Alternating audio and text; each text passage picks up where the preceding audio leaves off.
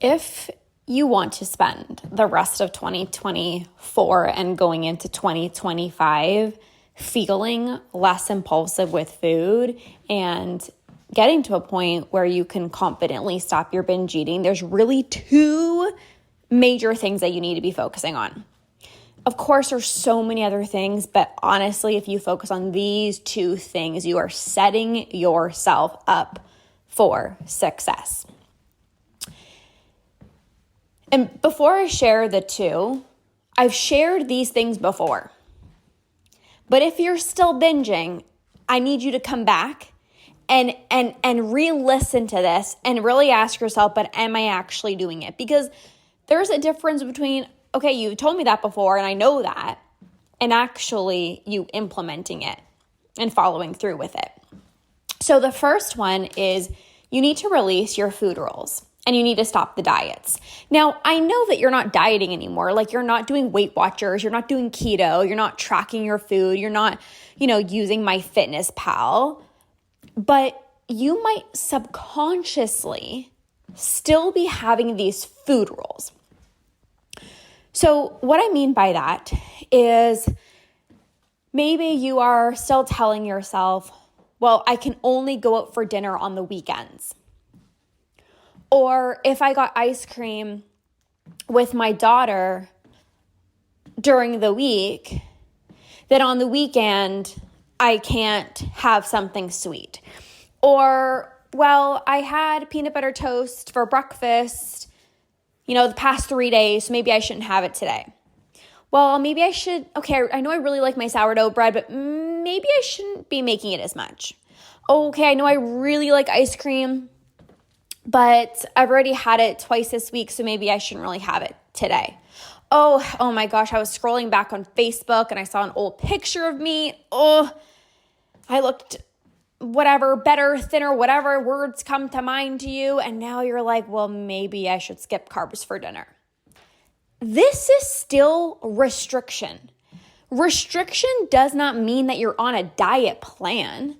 Restriction is these sneaky food rules. Back in 2018, that's when I was binging the most and I wasn't dieting. I was eating intuitively. I wasn't tracking my food. I wasn't weighing myself. I wasn't doing any crazy diets, but I still had food rules. I still needed to release these sneaky diet culture thoughts in my mind. Oh, that's too much fat. Oh, wait, you added too much oil. Oh, but do you really need the full avocado? Oh, maybe you should have half of a banana. Oh, well, maybe you shouldn't buy the grapes at the farmer's market or at the grocery store because that's too much sugar. Those are still thoughts that are causing you to feel like this pressure to be perfect. And when you feel this sense of pressure, you start to feel impulsive, right? So let's say you said, you went out for ice cream with your daughter on a Tuesday and maybe you're craving something sweet, the next day or even on the weekend and you're like, I probably shouldn't. That is a rule. That's restriction. So you're going to get this feeling of pressure to try to be perfect and to not give in, which actually creates these urges. So now you have these strong urges, right? You're trying to not give in. You really want something sweet. You're trying to not give in. And you can't just try to not give in, right? Like you can't just tell yourself, just don't do it. Don't do it, right? So what ends up happening is then you eventually give in because you're like, these urges are so strong because you haven't released your food rules yet. And that really goes into the second part. You got to stop giving into your urges. Because every single time that you continue to give into your urges and you continue to binge, you are further ingraining this habit into your brain. But you see right now, you're trying to just not give in. You're trying to just willpower your way through. Just don't do it. Come on. Holidays are around the corner. Like you better do good because you're going to see family in a few weeks. So better not eat too much sweets. And plus you're going to have so many sweets, during the next few weeks. So got to do good. whatever the thoughts are.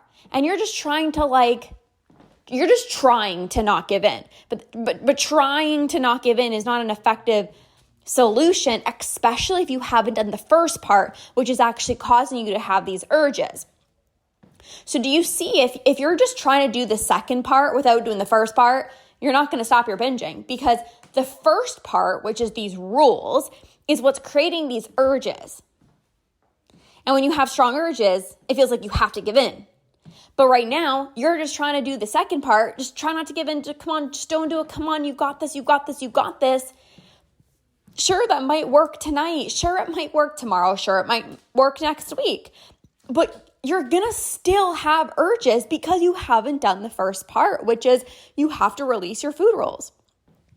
You have to release the diet mentality. You have to stop being so perfect with your food.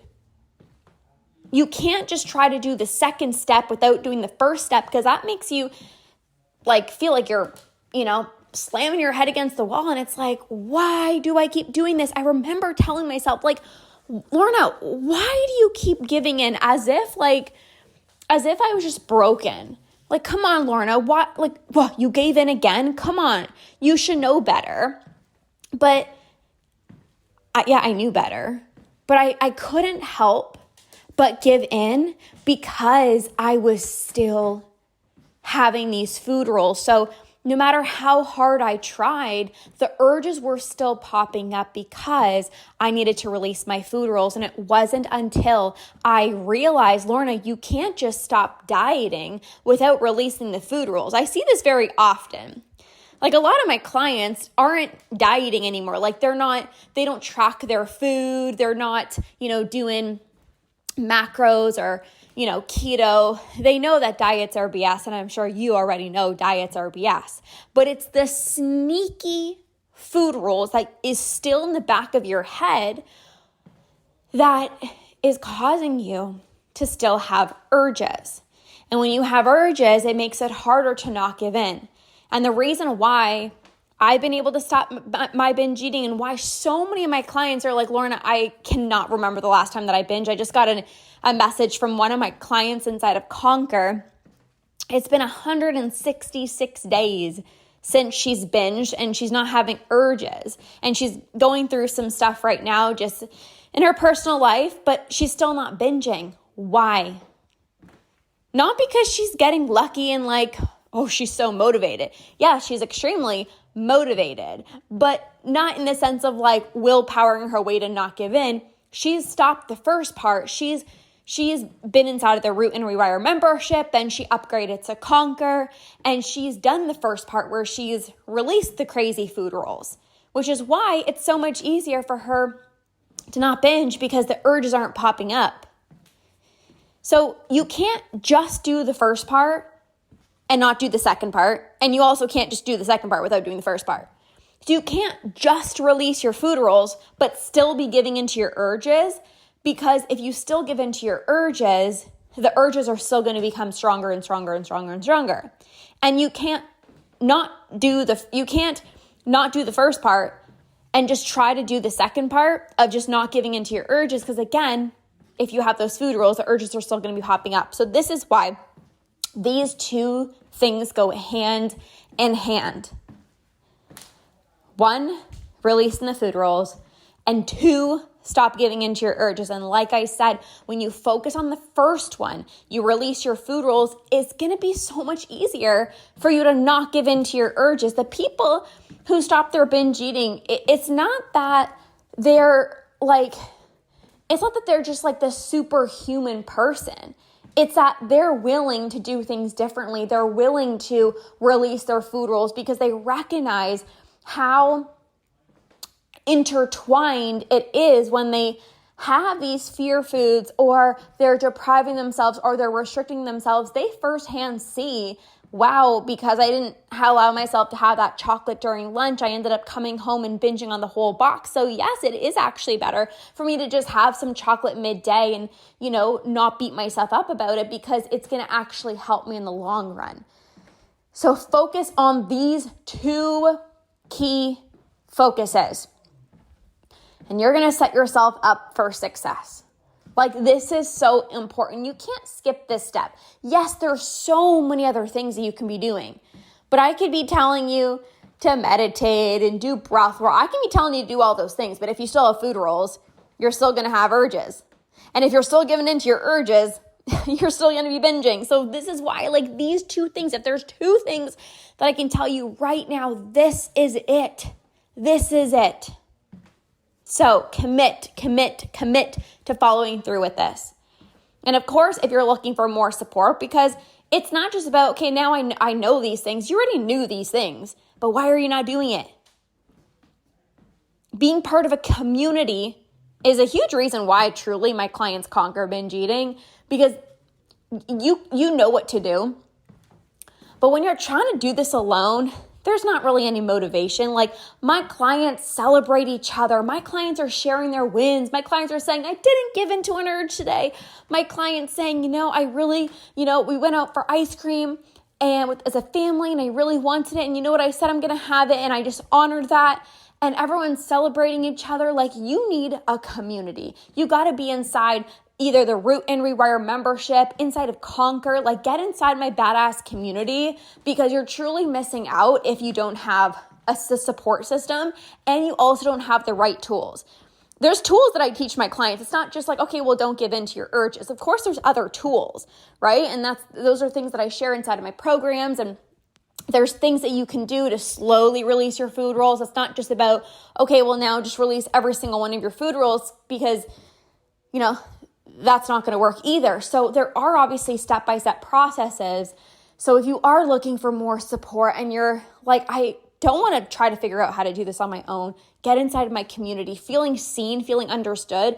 I just recently did 2 client interviews, and they're like, it's literally been the biggest game changer, feeling seen, feeling understood, and having other people who relate to what you're going through. Like, my husband doesn't get it. My friends don't get it. So I'm so glad I'm part of your badass community, Lorna, where other people actually get me. So if you're not yet inside the badass community, inside of the membership or inside of Conquer, get inside, get your booty inside. Literally, this is going to change your life. Yes, you're going to expedite your progress towards a better relationship with food, but you're also going to improve so many different areas of your life, because you're going to celebrate yourself more. You're going to enjoy the journey. You're going to become less impulsive. You're just going to feel truly like a freaking badass. Like, I don't feel broken anymore. I don't feel broken. Wow, there's other people going through that, and that can change your entire life. So I'll see you inside the badass community. Have a beautiful rest of your day, and we'll chat with you guys soon.